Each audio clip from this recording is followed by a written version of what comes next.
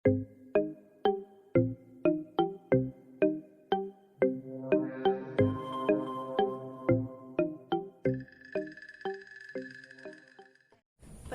nama saya Maisarah Hairunisa. Di sini saya akan menjelaskan mengenai pendidik yang memiliki etika bersikap positif. Di sini saya akan menjelaskan terlebih dahulu pengertian sikap. Sikap berasal dari bahasa Latin yaitu actus yang memiliki arti dalam keadaan siap dan juga sehat dalam melakukan tindakan.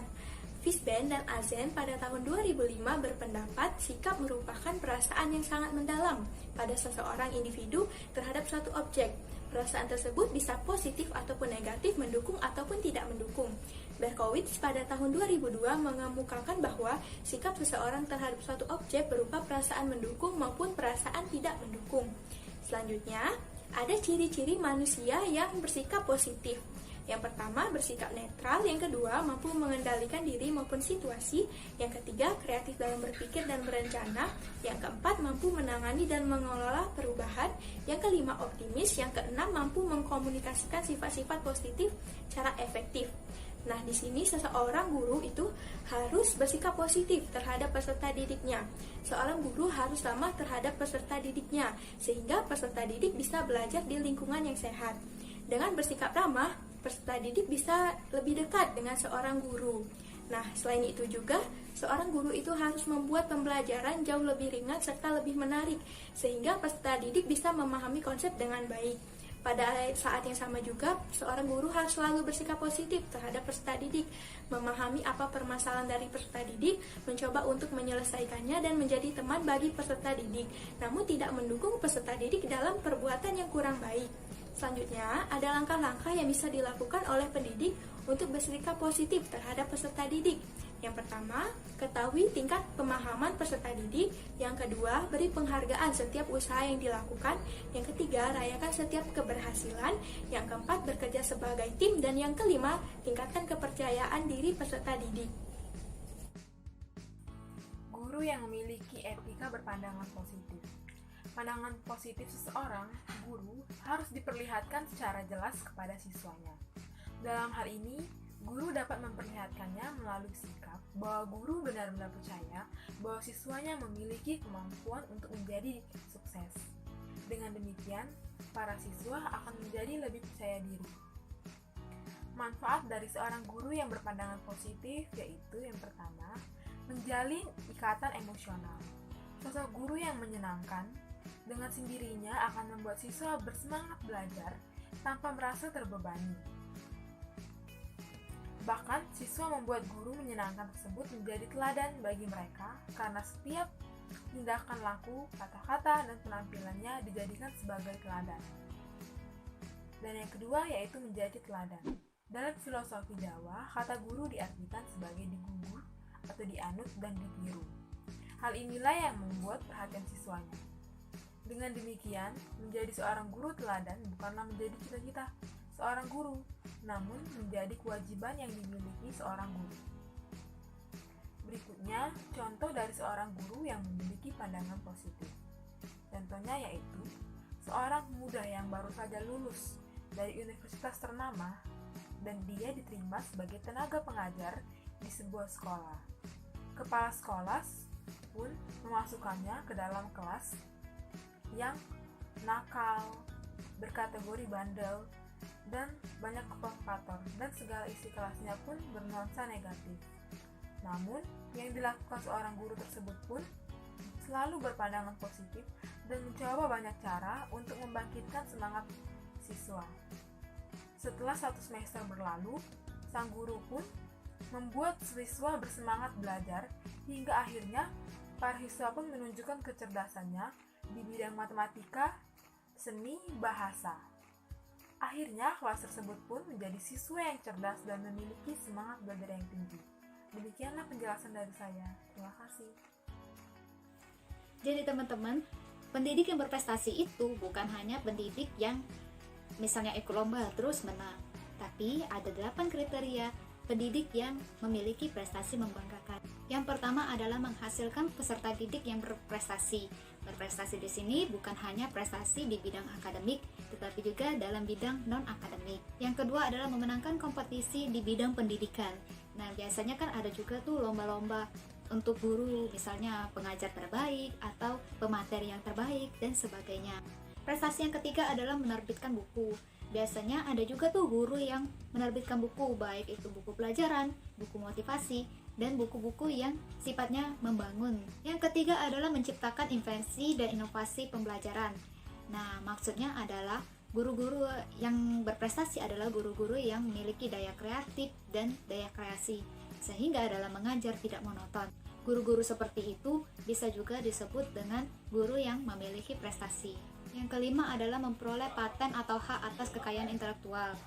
Nah, hak kekayaan intelektual ini dapat diartikan sebagai hak untuk menikmati secara ekonomis dari hasil kreativitas intelektual pembuatnya.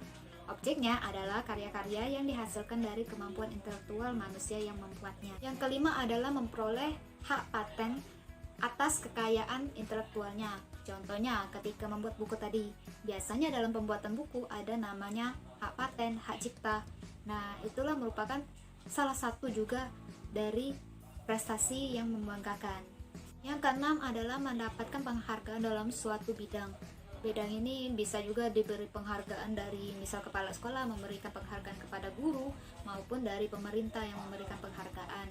Penghargaan ini misalnya sebagai guru yang terbaik atau sebagai guru yang terdisiplin atau sebagai guru yang sangat memotivasi dan sebagainya.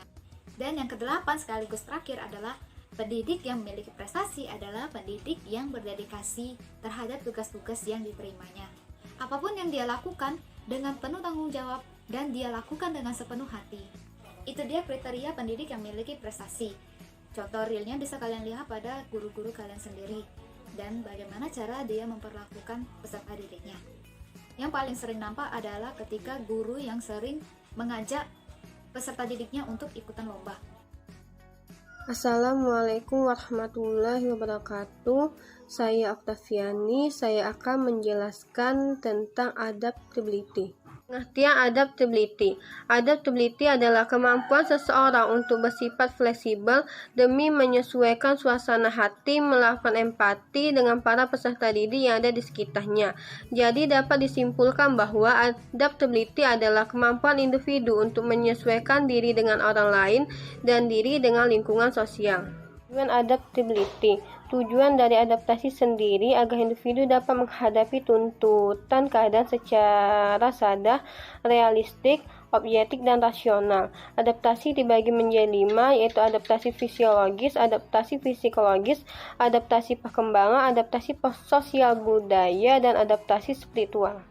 Cara meningkatkan adaptability. Yang pertama, menerima perubahan yang ada. Yang kedua, jangan malas melihat peluang. Yang ketiga, bersedia mempelajari hal-hal baru. Yang keempat, berpikir jauh ke depan. Yang kelima, siap menghadapi kemungkinan buruk yang akan terjadi. Contoh potret adaptasi di dunia pendidikan pada masa pandemi. Dapat kita lihat bersama bahwa sebelum adanya pandemi kita belajar secara tatap muka di kelas masing-masing secara bersama-sama. Tetapi sekarang di saat adanya pandemi kita harus mampu untuk beradaptasi dengan cara belajar secara daring di rumah masing-masing dengan menggunakan aplikasi pembelajaran guna terjalannya proses belajar mengajar. Dan pada masa sekarang, pendidik juga dituntut untuk lebih kreatif dalam memunculkan ide agar pembelajaran daring tidak membuat peserta didiknya menjadi bosan. Dengan cara pendidik membuat video-video pembelajaran dan hal lainnya yang lebih kreatif. Saja yang dapat saya sampaikan. Wassalamualaikum warahmatullahi wabarakatuh. Baiklah, di sini saya akan menjelaskan materi tentang perhatian yang merupakan salah satu sikap dari sosok guru yang beretika. Nah, apakah itu perhatian? Jadi setelah saya simpulkan dari beberapa pendapat para ahli, perhatian merupakan suatu kesadaran jiwa seseorang yang ditujukan pada suatu objek atau kumpulan objek tertentu yang berada dalam diri maupun di luar diri. Nah, di dalam kehidupan sehari-hari kita, perhatian ini ada dua jenis konteksnya. Yang pertama ada yang namanya menarik perhatian, lalu yang kedua ada yang namanya menunjukkan atau memberikan perhatian. Di sini saya akan lebih membahas mengenai menunjukkan atau memberikan perhatian yang dilakukan oleh guru. Kemudian, adapun macam-macam dari perhatian. yang mana dikelompokkan berdasarkan beberapa hal. Bisa dilihat pada PowerPoint, ada yang berdasarkan intensitas, ada yang berdasarkan timbulnya, ada yang berdasarkan banyaknya objek yang dicakup, lalu ada pendapat dari Abu Ahmadi, dan ada juga pendapat dari Baharudin. Dan masih banyak lagi pendapat dari para ahli mengenai macam-macam dari perhatian. Selanjutnya ada pun ciri-ciri dari perhatian. Bisa dilihat pada PowerPoint, itu saya menampilkan 11 dari ciri-ciri perhatian yang menurut saya menggambarkan bagaimana pemberian perhatian yang dilakukan oleh seseorang. Yang pertama itu ada senyum menjadi unsur pengikutnya. Lalu yang kedua bertindak secara spontan. Yang ketiga didasari oleh niat, bersifat statis dan terkadang juga dinamis, lebih peka, diikuti pengorbanan, lalu yang ketujuh adanya pemberian dukungan, dan yang kedelapan menjadikan objek yang dicintainya sebagai prioritas, yang kesembilan mampu mengendalikan emosi, yang kesepuluh menjaga secara baik, dan yang terakhir itu jujur. Nah, itulah ciri-ciri dari perhatian yang mana ini menggambarkan bagaimana seseorang memberikan atau menunjukkan perhatian kepada orang lain.